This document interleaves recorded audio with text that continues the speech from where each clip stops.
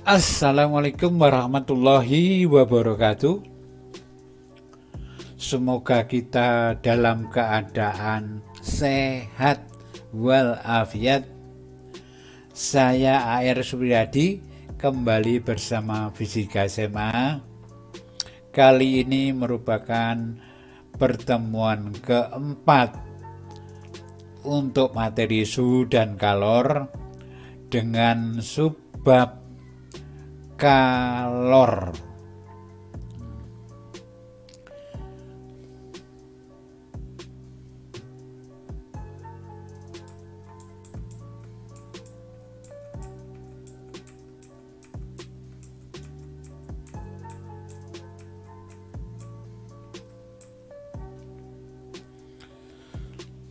Teman-teman sekalian, pada saat kita membahas kalor ini banyak dibutuhkan oleh kita ya, untuk memasak, untuk menyembur pakaian dan sebagainya.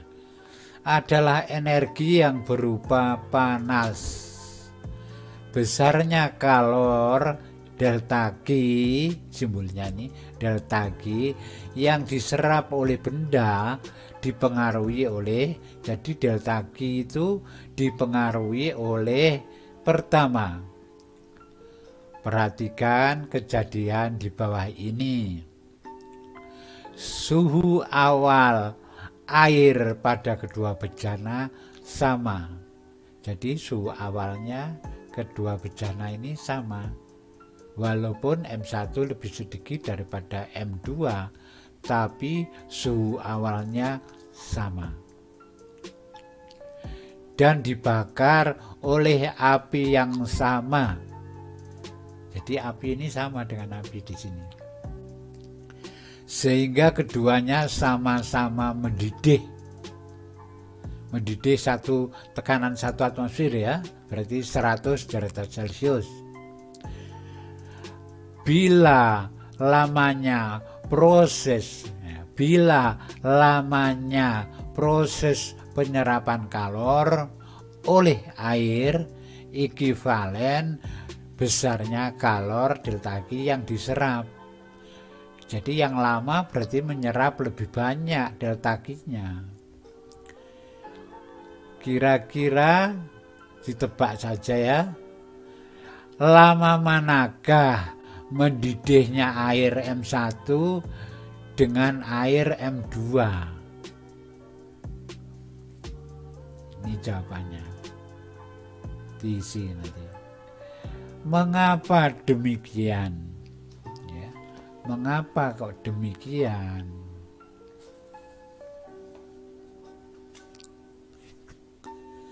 Karena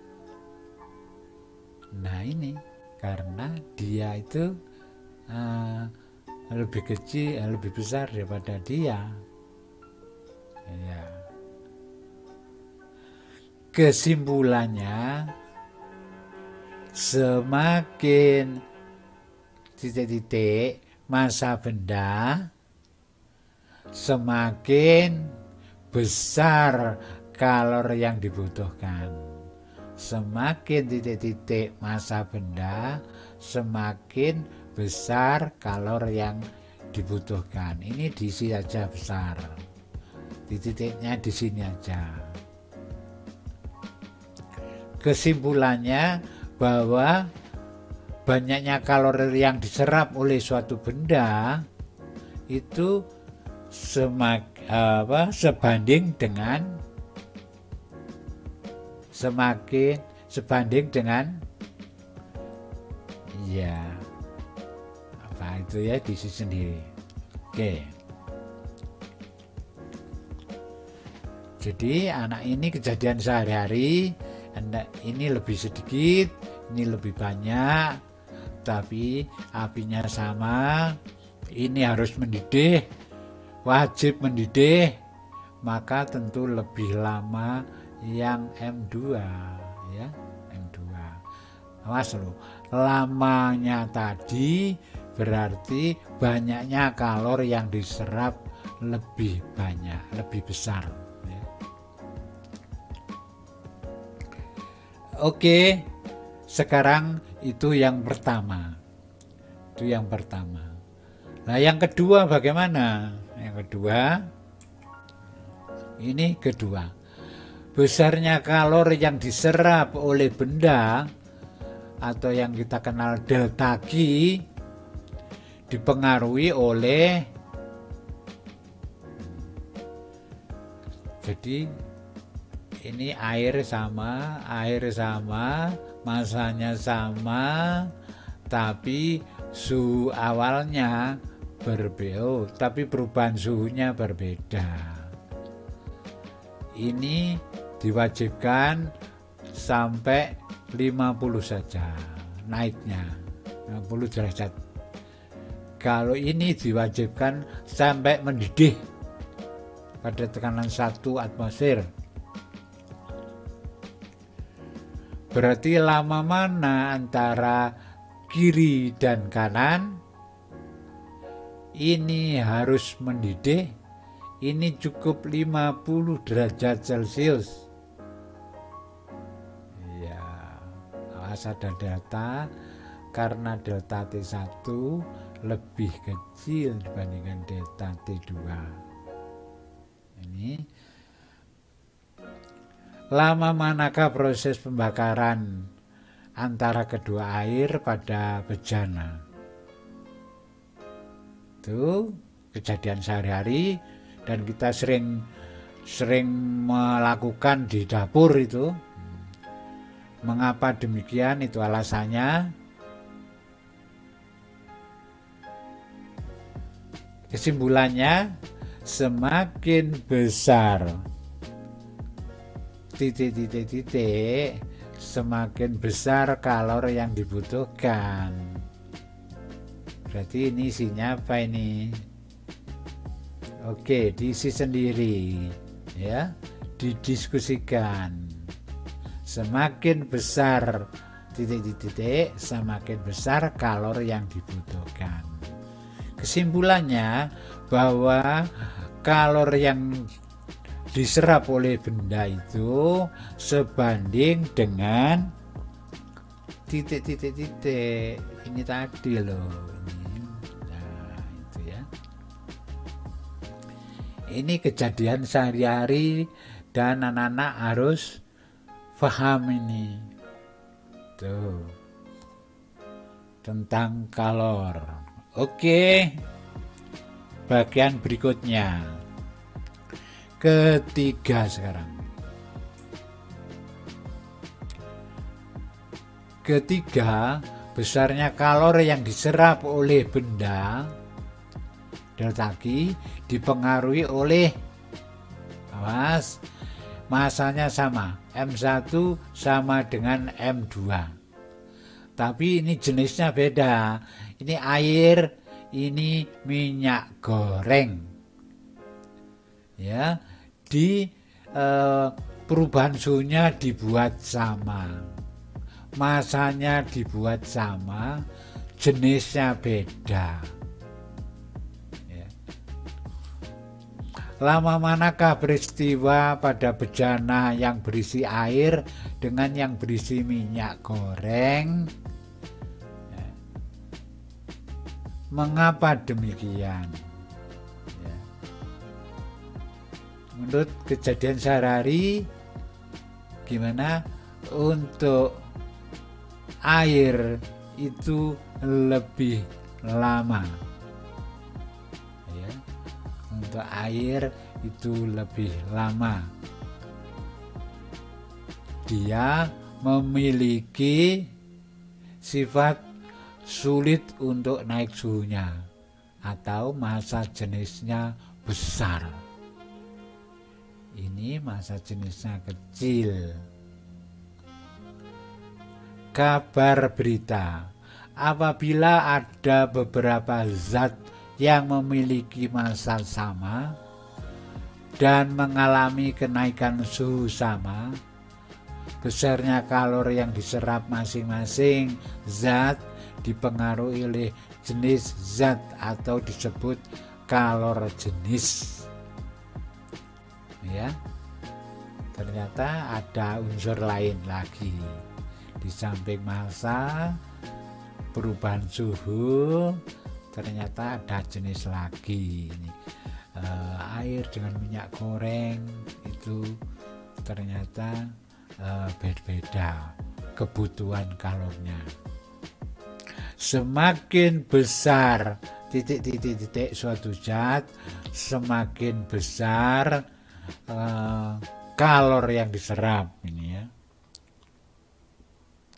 Semakin besar titik-titik ini kalor ya, kalor yang diserap ini. Berarti kalor yang diterima oleh benda itu sebanding dengan ini. Kalau C-nya besar itu kalornya juga besar. Kita lihat air itu paling besar itu, termasuk logam-logam yang lain itu kalah. Kalau logam itu kecil C-nya sehingga mudah panas ya. Oke, itu tentang kalor jenis ya. Yang ketiga-tiganya tadi, dari ketiga macam proses penyerapan kalor oleh suatu zat, delta Q dapat disimpulkan bahwa delta Q kalor yang diserap oleh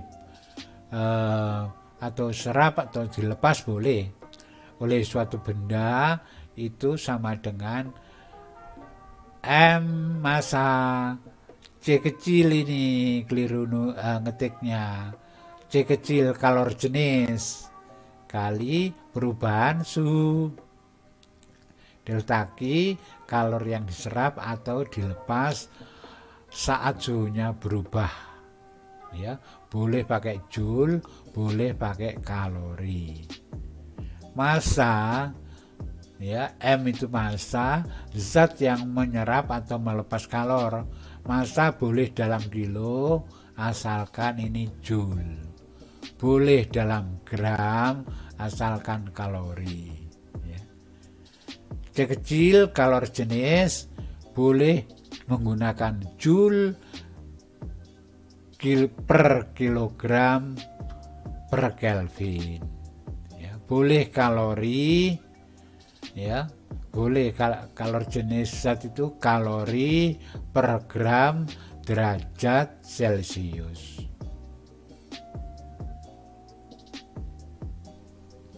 Tuh, informasi perubahan suhu Kelvin delta T sama dengan perubahan suhu Celcius. Jadi menggunakan Kelvin, menggunakan Celcius, asalkan dalam kata-kata perubahan boleh.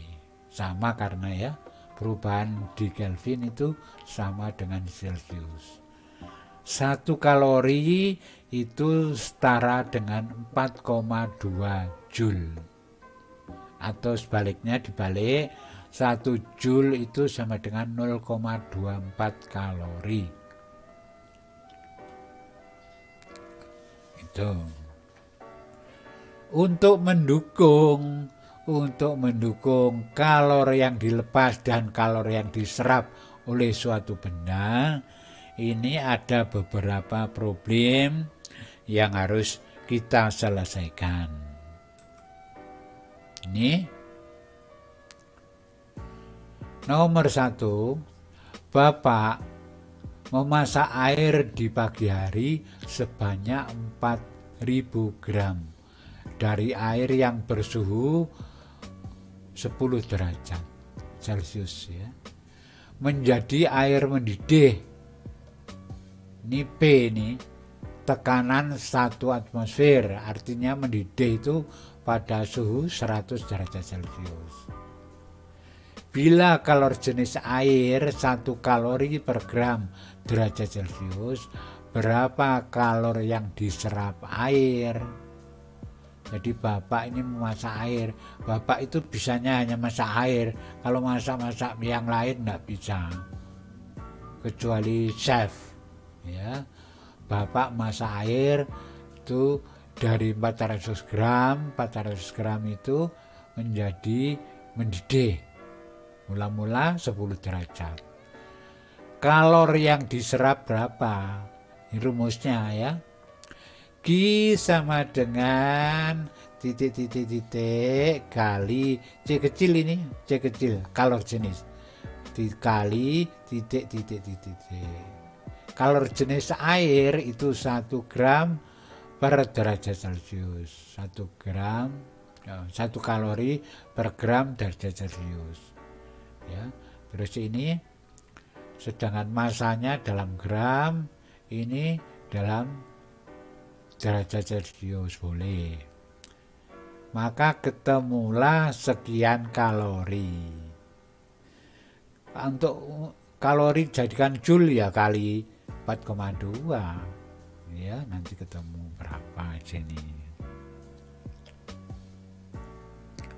Itu langkah untuk mendukung problem yang telah kita pelajari tadi ya. Rumusnya delta Q sama dengan mc delta T ya. Delta itu diserap atau dilepas. Lagi mendukung ini problem yang kedua, kembali lagi ayah memasak air hingga menjadi air hangat untuk mandi putrinya. Masak air 600 gram, 6000 gram. Dan suhu awal 10 derajat Celcius hingga 50 derajat Celcius. Kompor yang digunakan menghasilkan energi 560 Joule per sekon atau watt. Joule per sekon itu watt. Kalori jenis air 1 kalori per gram derajat Celcius atau 4200 Joule per kilogram Kelvin. Berapakah waktu yang dibutuhkan oleh ayah tersebut? Ini delta Q sama dengan P kali delta T. Jadi ini daya kali waktu ya. Daya per sekon tadi ya. Jadi ini Joule per sekon itu watt. Jadi ini daya, ini dikalikan waktu. Ini rumusnya mc delta T. Awas, kalau menggunakan ini harus pakai besar, satuan besar, yaitu ini dalam kilogram, ini dalam joule per kilogram derajat Celcius. Nah, ini delta perubahannya ini perubahannya adalah dari 50 menjadi 10 ya. Berarti nanti 50 yang sebelah sini 10. Awas loh, ini perubahan suhu, ini T juga, ini waktu, selang waktu. Nah, ini dihitung berapa? Ini ada 560 kali delta T. Maka delta T 560 menjadi di bawah. Ini berapa dikalikan dulu. Dan hasilnya selang waktunya untuk memasak air itu Bapak perlu waktu setengah jam. Gak boleh bangkong berarti. Ini karena waktunya cukup lama. Oke. Ada kendala? Ya, kalau nggak ada, kita mencari dukungan lagi, yaitu problem yang ketiga. Problem yang ketiga. Dua bejana identik masing-masing berisi 2 liter dan 3 liter bersuhu sama, yaitu 10 derajat Celcius. Apabila keduanya diberi kalor sama besarnya. Awas, kalor itu diberikan pada yang 2 liter dan yang 3 liter. Besarnya sama kalornya. Berapakah suhu air pada bejana kedua saat suhu air pada bejana pertama mulai mendidih? Ya, suhunya 100 derajat Celcius ini. Oke, kita lihat pada bagian jawaban. Kalornya yang diberikan antara pertama dan bejana kedua sama. Ini perintah soalnya ini. Yang di sini M1 C delta T, ini M2 C delta T. Ini rho V itu massa ya. Massa itu massa jenis kali volume. Kalor jenisnya 1. Ini mendidih, berarti mendidih itu berapa? Dikurangi 10 itu awalnya. Kemudian massa air, massa jenis air itu satuannya massa jenis air. Oh, sama-sama dicoret ini ya. Massa jenis air sama-sama dicoret. Nah, sama-sama hilang ya. Berarti itu cuman ada di rumusnya tapi tidak ada dalam hitungan. Ini 100 dikurangi 10 masuk sini. V2 nya 3. Awas, satuan gede ini, satuannya gede, yaitu 3 kg. Ini 3 kg. Kemudian C nya juga dicoret ya, ini ya, berarti boleh dicoret. Kemudian tinggal V-nya beda. Ini ada V-nya juga. T akhir min 10. Ini menjadi 180. Ini 3. T akhir dikurangi 30. T akhirnya 70 derajat Celcius ya.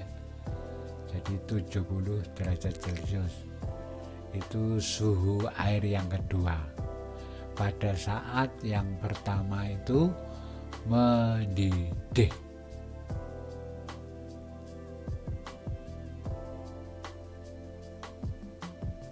Ini. Itu jawabannya. Oke, tadi sudah tinggal menghitung saja. Berarti ini pindah ke sana. Ya. T akhirnya ketemu 70 derajat Celcius.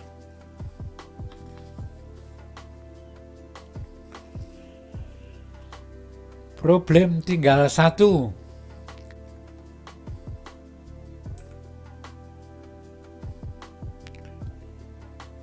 Problem keempat, 2 bejana A dan B identik masing-masing berisi 5 kg dan 6 kg suhu air pada bejana A sebesar 10 derajat Celcius. Berapa suhu awal pada bejana B agar kedua air mendidih serentak bila diberi kalor yang sama? Kalornya sama ini ya, A maupun B sama. A M C delta T M C delta T ya. Ini masanya berapa, C nya ini boleh dihilangkan dulu. Kemudian ini isinya berapa, ini 5 kg. Ini suhu awalnya berapa,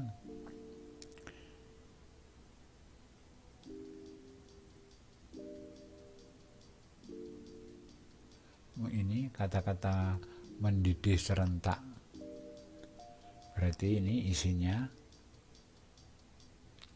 100 ya. Kemudian ini isinya 6, kemudian ini isinya juga 100.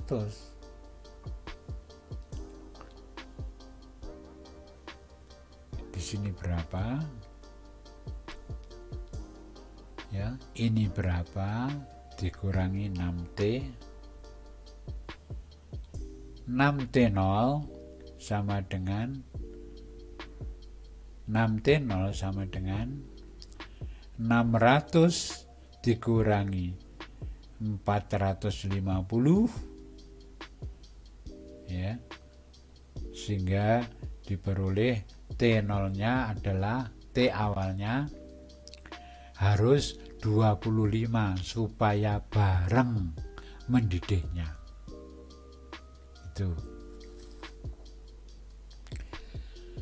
Oke teman-teman, yang mungkin masih bingung boleh berkomen ya. Untuk kalor yang diserap atau dilepas oleh suatu benda tadi sudah ada rumusnya, yaitu MC delta T, massa kalor jenis perubahan suhu. Demikian, semoga bermanfaat untuk mendukung cita-cita kita bersama. Kami akhiri. Wassalamualaikum warahmatullahi wabarakatuh.